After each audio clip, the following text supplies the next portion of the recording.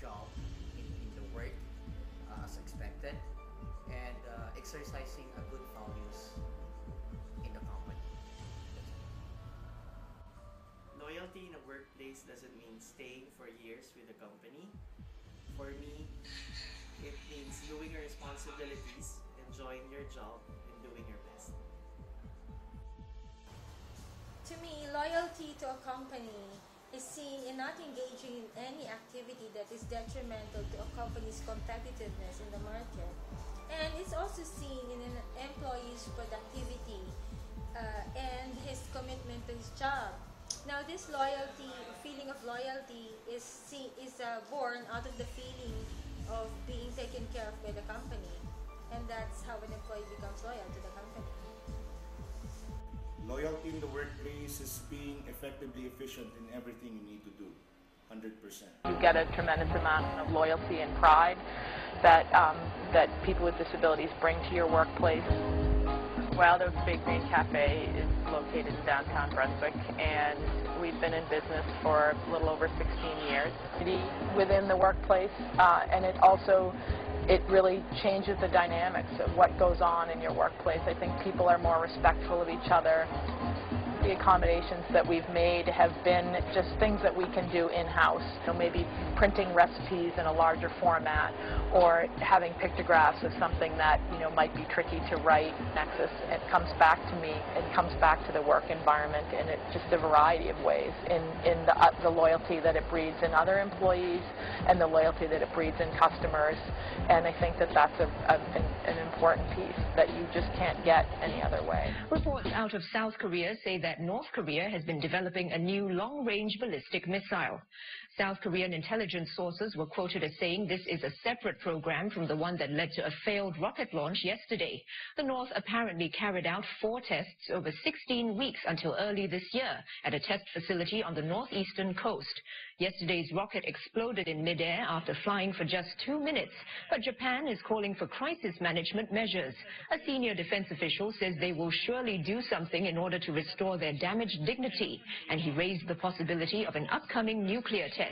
Overnight, U.S. President Barack Obama said Washington will work with the international community to further isolate North Korea. They've been trying to launch missiles like this for over a decade now, and they don't seem to be real good at it. They make all these investments, tens of millions of dollars, in rockets that don't work at a time when their people are starving, literally. Despite yesterday's flop of a rocket launch, tens of thousands in North Korea's capital gathered today to shout support for the country's ruling dynasty.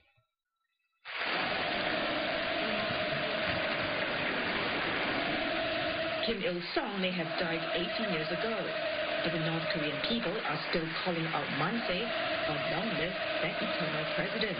The 100,000 gathered here at Kim Il-sung Stadium took part in a solemn ceremony to remember the man, known not only as the nation's savior, but also as an earthly god. The North Koreans are fascinated with and have a special talent for organizing large-scale events such as these, especially when the military is involved.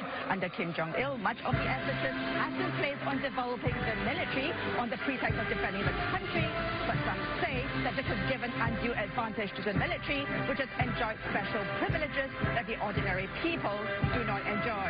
Even though Pyongyang has acknowledged the failure of its long-range rocket launch, the celebrations and patriotic mood remain unaffected.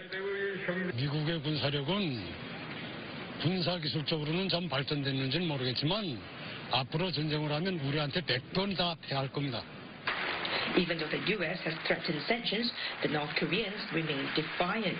그것은 미국의 정책에 따라가는 겁니다. 미국이 우리를 적대시하는데 우리가 어떻게 미국을 좋게 보겠습니까? Some say the decision to announce the failure of the launch reflects a degree of self-confidence in the country's leadership. But regardless of what the world says, and given that past sanctions had not been effective, it is doubtful if further threats of sanctions and isolation would keep North Korea in line. After all, this is a country that certainly has a mind of its own, determined to go its own way so as to preserve its hold on power. Maria Xiao, Channel News Asia, in Pyongyang.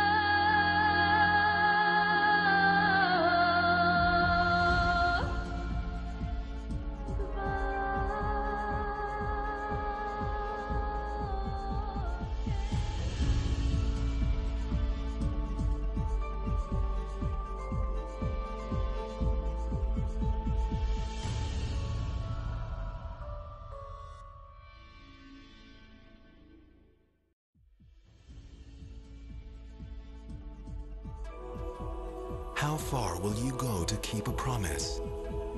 What canyons will you cross? What challenges will you rise above? At Anchorland, our promise is 100% hands-on involvement. A commitment to quality every step of the way, till our vision and your dreams become reality. You deserve nothing less. Anchorland, anchored by 100% commitment.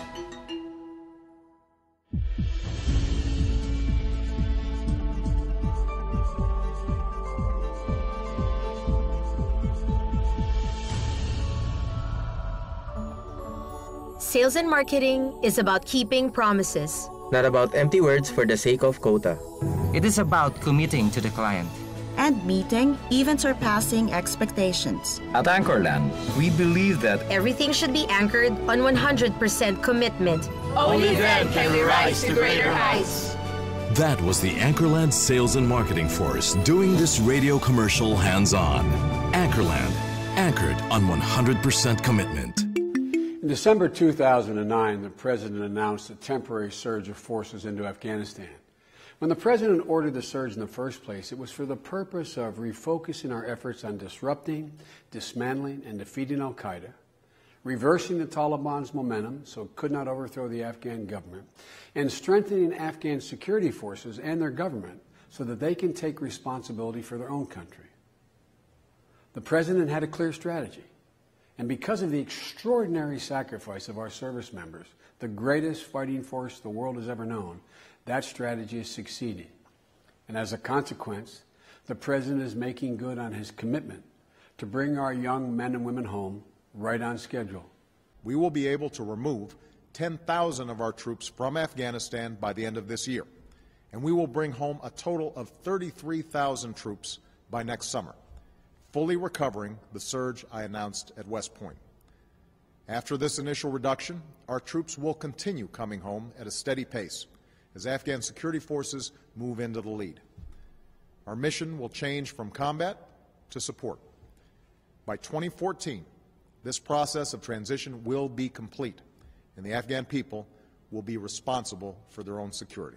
America owes these heroes and their families a debt of gratitude that we can never fully repay. But you have my word that we'll keep the commitments we've made. As a proud father of an Iraq veteran, I want to be clear, that goes for the families as well. So we're keeping our promises. I want to thank you for watching, and God bless you, and may God bless our church.